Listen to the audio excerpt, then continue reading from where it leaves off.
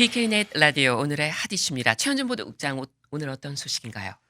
네, 연방정부의 2021 회계연도 종료일이 바로 오늘입니다. 미 의회가 정부 임시지출안과 정부 부채 한도 유예 법안 통과를 위한 투표를 이제 오늘 앞두고 있습니다. 연방정부의 셧다운과 채무 불이행 가능성도 커지고 있습니다. 네. 아프가니스탄 탈레반 정부가 왕조 시대에 제정했던 헌법을 당분간 도입하기로 했습니다. 이런 가운데 미군 수뇌부는 상원 청문회에 출석해 아프간 철군 과정을 설명을 했는데 자세한 상황 살펴보겠습니다. 네, 이 첫 소식입니다. 이 정부의 일시 업무 정지를 뜻하죠. 일부 폐쇄, 셧다운 이렇게도 부르는데 지금 상황이 어떻습니까? 네, 27일에 이어 28일에도 연방상원에서 임시정부 지출안과 부채한도 유예 법안 처리가 무산이 되면서 정말로 셧다운 사태에 대비해야 하는 것 아니냐 이런 우려가 나오고 있습니다. 예. 오늘이면 이제 올해 2021 회기가 끝나는 날이고 내일부터 새 회기가 시작이 되는데 그렇습니다. 정말 몇 시간 남지 않은 거네요. 이 법안 통과 시한이. 네, 그렇기 때문에 오늘 내에 임시정부 지출안이 통과가 되지 않으면 정부 자금이 끊기면서 정부가 폐쇄되는 건데 앞서 연방하원은 민주당의 주도로 오는 12월 3일까지 연방정부에 자금을 지원하고 부채 상한선 설정을 내년 12월 16일까지 유예하는 법안을 승인했습니다. 네. 그리고 두 법안을 상원으로 송부를 했습니다.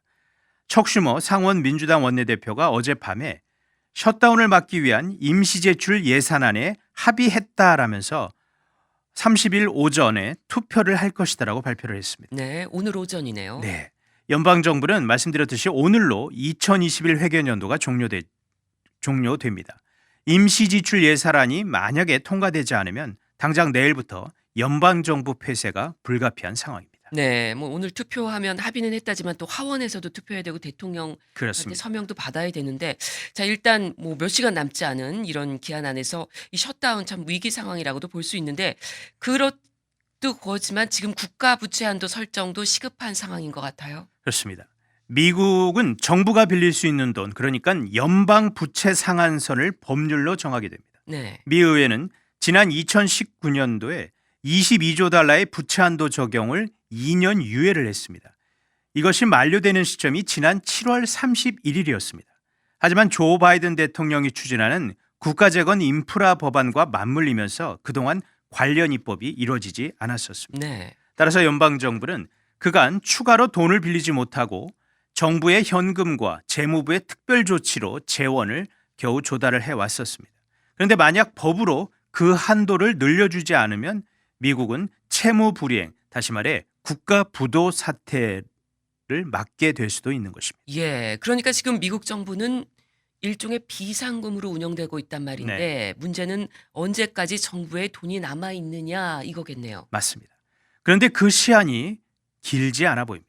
미국 경제수장인 제니 옐런 재무장관이 지난 28일 상원 은행 주택도시위원회 청문회에 출석을 했는데 의회가 다음 달 18일까지 연방정부와 부채 한도를 올리거나 유예하지 않는다면 채무 불이행 현실이 될 수 있다라고 강력하게 경고했습니다. 다음 달 18일이면 이제 3주 정도밖에 남지 않은 거네요. 네.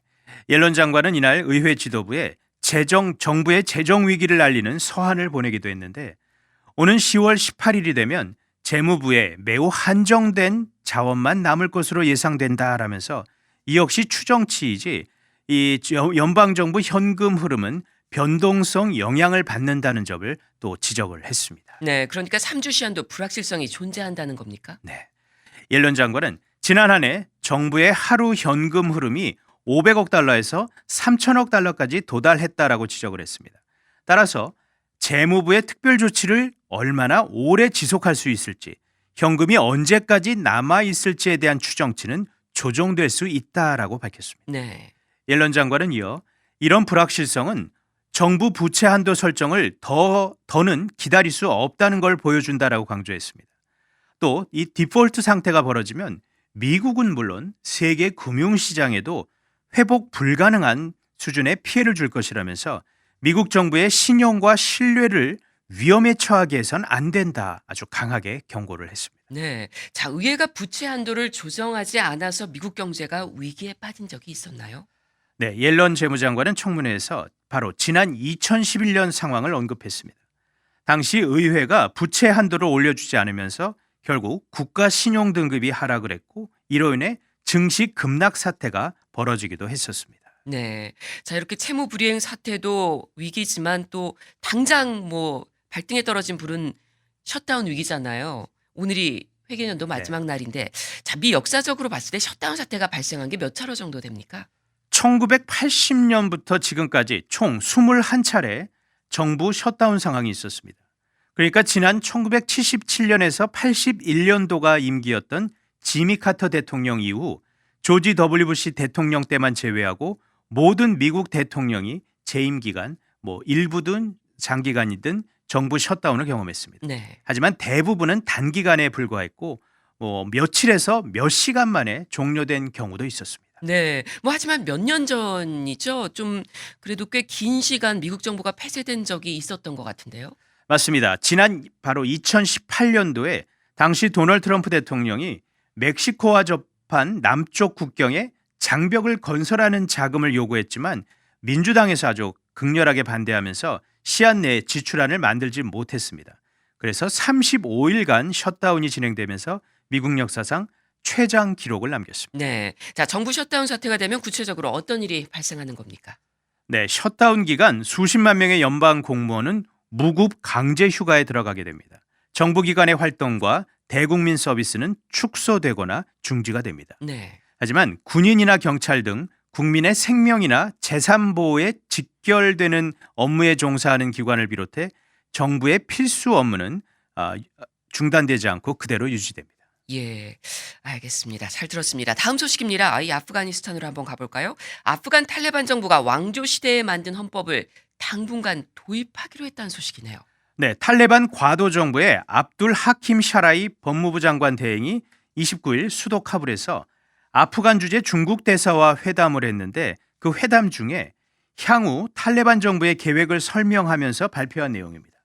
샤라이 대행은 이 자리에서 탈레반은 당분간 모하마드 자히르 샤 전 국왕 재임 시절이었던 1964년에 채택됐던 헌법을 도입하기로 했다라고 말했습니다. 네.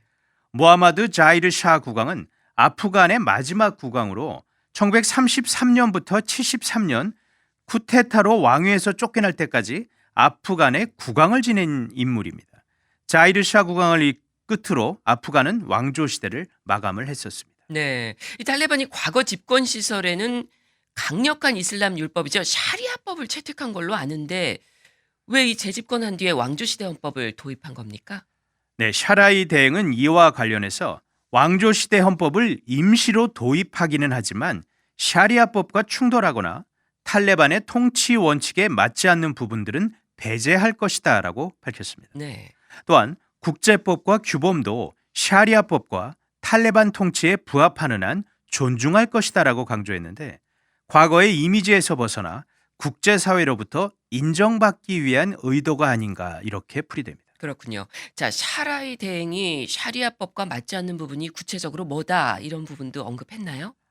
그것은 설명하지 않았습니다. 그 때문에 여전히 여성들의 투표권은 허용되지 않을 가능성이 현재로서는 높아 보입니다. 예.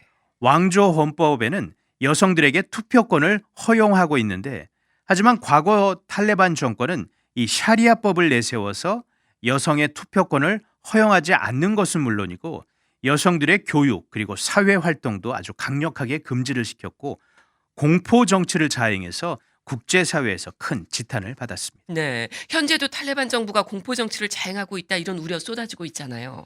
그렇습니다. 바로 지난달 아프가니스탄을 무력으로 장악한 탈레반은 과도 정부를 수립했고 과거와는 달리 우리들은 인권을 존중하고 포용적인 정부를 구성하겠다 이런 다짐은 했습니다. 하지만 바로 지난주 서부 헤라시티에서는 범죄자들의 시신을 매달아두는 일까지 자행을 하는 등 이른바 공포 정치가 다시 아프간에서 부활했던 거 아니냐 이런 목소리들이 계속해서 나오고 있습니다. 네. 자, 이런 가운데 미국 상원에서 아프간 문제에 관한 청문회가 열렸다고요? 네, 미군 수뇌부가 상원 군사청문회에 참석을 해서 아프가니스탄 철군 과정에 대해서 설명을 했습니다. 네. 이 자리에는 로이드 오스틴 국방장관, 마크 밀리 합참의장, 케네스 맥켄지 중부사령부 사령관 등 그러니까 뭐 현직 미군 최고위급 인사들이 전부 다 나왔다고 보시면 되겠습니다. 예. 자, 이 자리에서 어떤 얘기들이 나왔나요? 네, 어스틴 국방장관과 밀리 합참의장, 맥켄지 사령관 세 사람 모두 아프가니스탄 철군 과정이 완벽하지는 못했다라고 인정을 했습니다. 예.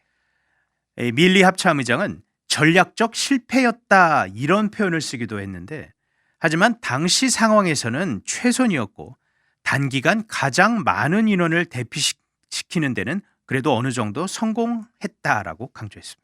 하지만 철군 과정에서 극도의 대혼란이 빚어졌고요. 또 게다가 미군 병사 13명을 포함해 인명 피해까지 발생을 하면서 비판이 쏟아졌잖아요. 그렇습니다. 그래서 이날 청문회에서도 이 아프간 철군 과정에 대한 집중 공격이 이어졌습니다. 청문회의 상당수가 이 부분에 할애가 됐습니다. 일부 공화당 의원들은 어스틴 장관과 밀리 합참의장의 사임을 또 강력히 요구하기도 했습니다. 하지만 엘리자베스 워런 상원의원 등 민주당 의원들은 힘들었지만 그래도 옳은 일은 한 것이 맞다라면서 지난 몇 달이 아니라 이 아프간 전쟁 20년 전체를 들여다봐야 한다라고 바이든 행정부의 결정을 두둔했습니다. 사실 네. 이 아프간 철군 과정에서의 좀 준비되지 못한 그리고 좀 성급했던 이런 결정들로 인해서 지금 바이든 대통령의 지지율이 계속해서 추락하고 있는데 네. 민주당 내에서도 이 부분에 대해서는 너무 비판만 하지 말고 그래도 인정할 것은 인정해야 된다 이런 또 기류가 감지가 되고 있습니다. 그렇군요. 자, 이날 청문회에서 군 지휘부 발언 가운데 주목할 만한 새로운 내용은 없었나요? 네, 밀리 합참의장과 케네스 사령관이 이날 의원들에게 바이든 행정부의 탈레반의 재집권을 막기 위해서는 아프가니스탄에 적어도 2,500명 정도의 병력을 남겨둘 것을 권고했다 이렇게 밝혔습니다. 이는 지난달 조 바이든 대통령이 ABC와의 인터뷰에서 군 지휘자로부터 병력 잔류 제안을 받은 적이 없었다고 답을 했었는데 이것과는 상충된 발언이기 때문에 이날 상당히 의원들 사이에서 좀 웅성웅성하는 기류가 있었습니다. 그래서 이 부분도 조금 좀 이슈가 될 전망입니다. 네, 잘 들었습니다. 지금까지 오늘의 핫 이슈였습니다.